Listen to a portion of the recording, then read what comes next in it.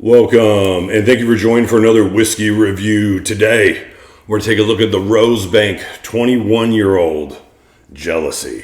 52 point, was it 3% ABV? 52.5. 52.5.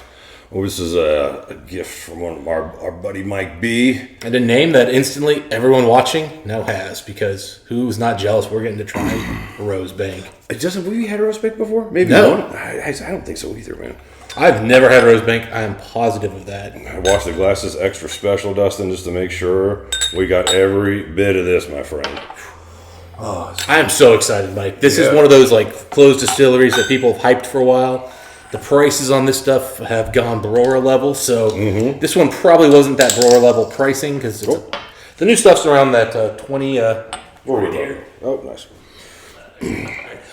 The new stuff's right around the hitting the 30-year mark, so obviously the prices are just going crazy.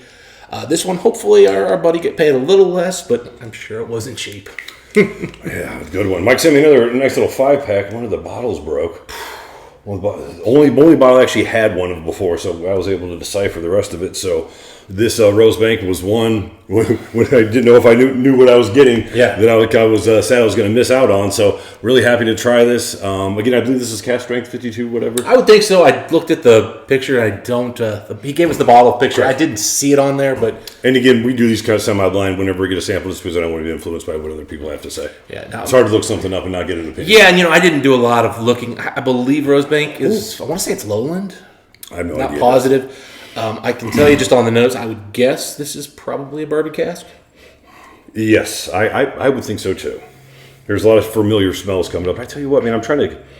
This is my first time with the distiller. I'm trying to get an overall grasp of what's going on here. Well, and I went right to Lowland because I honestly don't remember, but I'm getting that kind of white chocolate note that kind of Lowland tends to give me. Now, obviously, that can sometimes come from other things. I'm getting light. I want to call it yellow fruit. It's not quite lemon, but it's kind of a yellow fruit. Definitely getting some nice barrel notes here. Nothing crazy, but just a little light bit of oak coming through. Lemon, nice little lemon citrus here to add to what you're talking about. It goes well with this oak note. There's something very floral about this experience, though. Now, I mean, when you say lowland, I don't know why my mind always gravitates instantly towards like grassier notes. I think sometimes like older lowlands, Lemongrass, something like that. Yeah, definitely. I'm not getting grass, but perhaps some type of flower petal. I can definitely tell this is going to be oily as hell. Yeah, it comes off extremely oily. Now, when I was pointing back and forth between the two Glencairns, I kind of got a little heads up on that because it was awfully thick. It was awfully. Yeah, well, I'm looking at the legs right here. I mean, they're taking their time to really come down. Oh yeah, I think there's one just now starting to come. This guy's just doing its thing. Yeah, but this definitely isn't an overcast maturation. I tend to agree with you. This would be my guess, a bourbon cast maturation. Now the vanilla's coming up in this. Nice little vanilla here to counterbalance that lemon and citrus. Very, very well done. Very balanced. Not my go-to style on a whiskey, just in general, but very pleasant, very enjoyable. Reminds me a lot of some of the Cadenhead independent bottlings I have, where they'd use ex-bourbon, and it's just quality, solid 20-something-year-old whiskey. And yes, I'm trying to buy Cadenhead anytime I see 20-plus years. Yeah, so... Yeah, I guess for me, not terribly familiar with the distillery, I can't really give it too broad a brush as far as does it smell old comparatively, compared to other ones and things of that nature. But it does, I don't want to. It does not necessarily roses, but there is some type of flower, some type of a petal here. It's my wife's birthday tomorrow as we're filming, so I went the other day to go to the actual florist shop. It smells great in there, by the way. Oof, I hate flower shops. Oh, I love it, dude. I do not like the smell of flowers. Like, not in a grocery store or anything, like its own separate Yeah, shop. no. I don't like flowers. No, Dustin. Daywalker. I get it, buddy. I've never liked the smell of flowers. Or sunshine. But I like my 30 seconds a day of sunshine. but there's some plant in there that is very reminiscent of the smell. I know that's not a great descriptor. Honeysuckle? Sure. I don't get a lot of vegetal notes here, and I don't get rose petals, which I find to be unpleasant. Oh, you know what? We have a a honeybee problem in the back of our building at work, and we found out there were honeybees, and you can't take those away. So we just kind of got to deal with it for now. Right, so they're having real issues with honeybees. Oh, for sure. Yeah, it's fine or whatever. You can start to smell it now. Like the honey's starting to come outside of the wall and the outside of it, in between like some bricks. As long as they're not, giving you guys shit, I'd say more power to them. It'll smell good. I tell you what, there's probably a comb inside that wall like crazy. But anyway, a little bit of honey here. A little bit of honey to go in there. It twinge of waxiness. I'm not going to say it's Klein leash or anything else like that. But as scotches go, it's I don't think it's far off that. I am also getting a very nice candy note coming through now, Mike. It's getting sweeter the longer it's in the glass and richer. Maybe just crack the bottle. And I agree with you.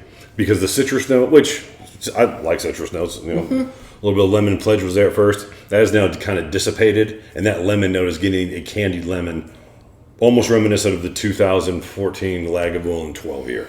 Not dissipated, but you know what I'm saying? That candied lemon note. I can almost get like a breakfast Danish where it's just been drizzled with vanilla and it has some fruits on it. There was something pastry, I was going to say. And you gave me the courage to say it. So, yeah, something pastry. Again, it's getting more and more like that as we go. So, like, if you missed it at first, it's coming back. Strudel with, like a white icing on it. Okay. It might even have some fruits in it, man. Ooh, it's getting better. Real lot better. Yeah, actually, I'm going from being like, yeah, this is fine to, hello. Okay, if you dig deep, it's almost like, what's that, lemon drop, that candy? Okay, drop. Yeah, I'm with you. If you get that deep lemon in there now. Yeah, no, I'm with you. I get that. A warm candied lemon drop. All right, I've got to go in here. Go get in it for it, Dustin. Once again, thank you to our good friend Mike. He always sends us some excellent whiskeys. Usually does an incredible job of packaging. Being in packaging myself, I'm always impressed by someone who does a good job packaging. He sent us long tubes, and they had individual slots, and that was just perfect. We had a problem this time, but like I told him, I go, one broke. I don't know which one of the 5 samples broke. The labels are rubbing off, but I'll tell you this package smells fantastic. Get home from work, I grabbed it, it was all soggy. I was like, something broke. But you know what? When there's 5 containers, you got a good chance of getting plenty. Dustin, Rosebank, so tell us about it. What this is... Forget the tasting notes here for a second. This is an experience. Okay, Staller. I don't know. I mean, because what I want to do is talk about the experience, which is this rich, sturdy, powerful malt coming in, giving you that really nice, of course, sweetness up front. Obviously, really good alcohol kick here. And then as it sits on the tongue and it rolls back and you feel those oils going back, it builds, it gets stronger, the alcohol notes kick up. It becomes this incredible experience. The oak notes then start coming at you. It's got this beautiful transition, and then on the finish, again, it goes back into the honeycombs, and it goes into those citrus notes. But it's just a roller coaster ride, Mike. That's what makes this so good. And when you think, it's about to be done, it comes back again and gives you another punch. Even now, it's just still lingering, just nice little toasted, a little bit of frosting, a little bit of citrus, a little bit of oak. Very nice. Great mouthfeel. To me, the citrus and the lemon is the most predominant thing right off the palate. But again, it's like a candy lemon. It's a nice citrus. And that citrus note sachets the oak note right in. Beautiful oak note. And then when you first swallow, it's almost a cleanish perfume, little spike. Yeah, at the end of the spikes is what really makes this thing work. Like it felt like yeah, exactly. Perfume-ish. Maybe that's what I was thinking when I was thinking like rose petals. Like it was a clean perfume, almost like but it was, it had some zest to it, like a Mentos, almost. I would say orange zest, but yeah. Well, not necessarily the vanilla, just the zest in general. I'm just trying to give you a depiction. But wow, that was very unique. Just a little sip before I put water. I told you, man, that it's that journey that came through on this one. Wow. It's an experience, the way like you... The crescendos, the rise and fall. It's like a little bit of a roller coaster. Really like that. Dustin. Oh, yeah. That smells good. That is unique. That little swell or spike or drop, whatever you want to call that. Yeah, it's a transitions. It does them really well. Cooling perfume almost. I feel like in the last couple of years, Mike, we've had a lot less whiskeys that had those transitions because we've like everybody out here, we've kind of lowered the standard of what we buy a little bit. Well, at first you have everything available. I mean, you hit your favorites that are old, or you know what I mean. How many bottles I bought that were? Sure. I mean, we could just keep reviewing the same bottles we already have. But as you go on, it's like, man, there aren't as many new bottles coming out that are epic whiskey like we used to get. This is going back to that epic whiskey of where you get the transitions and you get the rise and fall flavors. Yeah, Justin, I don't know what the distiller characteristic is with Rosebank. Again, I don't want to read about it, get influence, but it's not overwhelming. I'll tell you that. You know what I mean? It's not. To me, this is just, again, I think we got the cask maturation done right, or cask maturation accurate, and I think this is just a whiskey that's done really well. That's what I'm getting here. Well, I'm going to guess the reason why this is legendary is that richness and oiliness that's coming through here. I'm guessing that is something that has to do with the way the stills were done at Rosebank or something. Because, man, this has got, for 52.5, this drinks exceptionally well. It does. This is epic on the mouth. It gives you that epic full mouthfeel, but again, really no alcohol burn at all. I mean, sometimes I'll equate like citrus notes to an alcohol spike or whatever, but not with this one. Well, it's got alcohol notes. I mean, because you do get like that part of that like rise and fall that you were talking about is some of the alcohol kind of coming in and out. It's not unpleasant. It's a very like, it's like an intensity of flavor kind of that comes with it. That clean perfume drop, man. It almost stays with you on the back of the tongue. Yeah. Well, now smelling with water, Mike. Oh my goodness. You probably just opened this bottle. That smells so good. Man, I'll tell you what. That was a well-done whiskey. I don't even know how to describe the nose now. I mean, it's sweet, it's candy, but it's bringing in fruits and vanillas all at once in this perfect ratio that just screams, I am what whiskey's supposed to smell like. Yeah, so with water, I'm still getting lemon citrus first, candied lemon, a beautiful candied lemon, man, a really, really nice candied lemon. And then, some orchard fruits are coming in. I thought for a second maybe I found some type of red fruit, but I don't think I went that far. But now apples, an overall incredible sweetness. The oak note plays so well. And there's something, I don't want to call it pews or polished pews in a church. But there's something about spending the first 16 years of my life in a Catholic church that I recognize here. There's the smell of old whiskey in this, so intense on the finish now. Is it furniture polish? Is it old wood?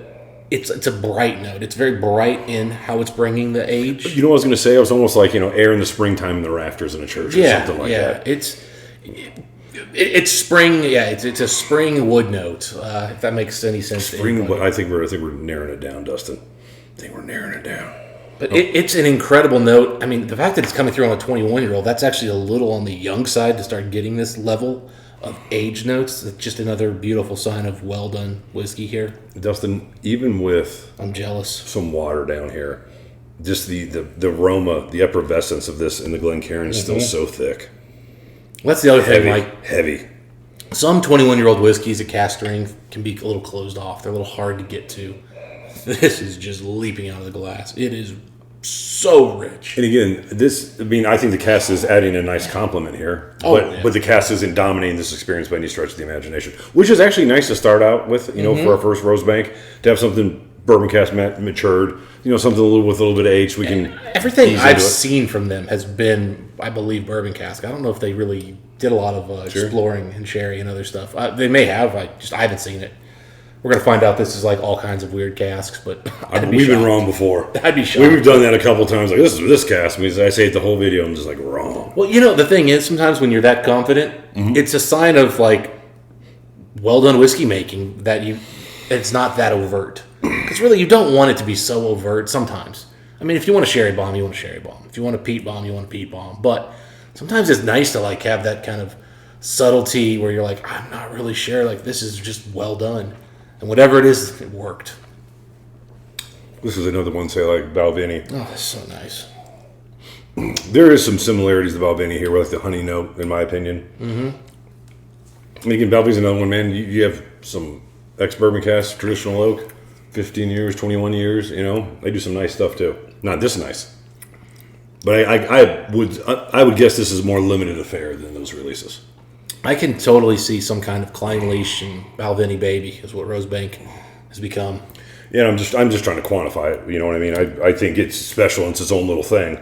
Yeah, there's a funkiness on the finish that reminds me a little bit of Klein Leash. The overall, it's not quite as dirty, oily as like a Balvenie. It's really good. Yeah, there's almost like it's almost like Churchwood in the springtime meets a very bright castle. Yeah. A little bit of stone, you know what I mean? A little bit of moss on stone now. This is what Loch Lomond dreamed it could have been, you know? Like, it didn't get there, but it wishes it was. All right, Dustin, whiskey score time. Sample. Always try to not get out over my skis. Mike sent it to me. Tough. Mike sent it to me, so you got to go first. I'm going to go aggressive and give this a 90 right off the bat. I can't think of a single thing wrong here. And I love that old whiskey note here coming on at the finish. I mean, I'm loving this whiskey note here, guys. I'm loving it. And that's what I need for a 90, right? 89, I can accept. You just did everything right. 90 is a good whiskey. 90 means that you've done something on top of that special. And that is that. I could go higher, Mike, because, you know, sometimes you can get a 90 with just an exceptional element and maybe a few flaws. This is flawless whiskey with a really nice element. But it's a sample, so I'm going to stick 90 here, but Mike, it's got all the potential to go higher. Yeah, Dustin, I like everything you said there. I have no disagreements with you. I'm going to go 92 as a total cop-out. Oh, wow. It's probably better whiskey. But, you know, I feel safe in saying that. Oh, you mean 90 also? 90 also, correct. I heard 92. I was like, whoa. 92, T-O-O. T-O-O. Comma, 2. Also. I should have said also. That's a clumsy way of saying that. It's confusing. Thanks for clearing that up for me. That was wait a minute. But, yeah, it's probably a 91, you know, most likely. I mean, again, it's my first time with it. But again, this was a good one, I think, to kind of show us a little bit about what the distillery characteristics is about. So if you guys had a chance to try Rosebank, are we even close to doing that stuff? Because I did not look at anything when it came to Rosebank. I wanted to just completely experience this as uninformed as I possibly could. It's one of those unobtainium bottles for me, Mike, where anything I see these days is $3,000. So it's just like it absolutely has its I've never searched it. It absolutely has its fans, and it's one of those that it has its fans, and the prices are so unforgiving. Like I'm staying away. Yeah. It's one of those I never would have bought for myself unless somebody showed me a deal. So thanks, Mike. Free sample, man. Thanks, awesome. Mike. Appreciate it, brother. Appreciate it. Epic. Mike said when I showed him the one that broke, he's like, "You want me to resend them to you?" I'm like, "Man, I can make this work." Like, we've lost one, we got 4 to save. I don't see as great these days. We'll let them dry out, take some picture with the phones, do crazy things these days. Anyway, those are our thoughts on this particular whiskey. First, Rosebank 21. You guys had a chance to try these Rosebanks. We'd love to know what you guys think. Just until next time, what do we wish the folks? Happy drinking. See you then.